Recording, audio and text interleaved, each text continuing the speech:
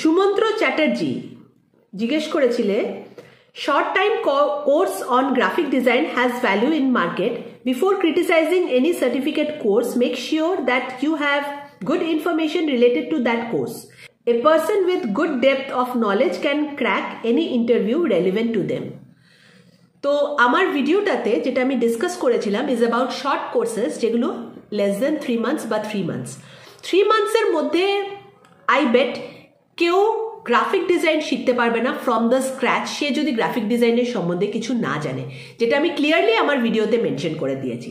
Obviously এরকম যদি কেউ হয় যে গ্রাফিক ডিজাইন জানে, শর্ট কোর্সেস হয় 3 monthsের, যে টপ আপ করতে চায়, নিজের আপস্কিল করতে চায়, সে 3 months কেন 2 monthsের কোর্সও করতে পারবে।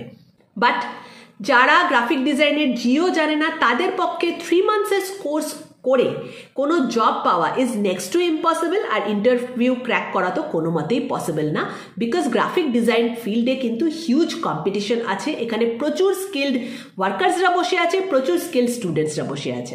সো কোর্স করার আগে কিন্তু ভেবেচিন্তে করবে।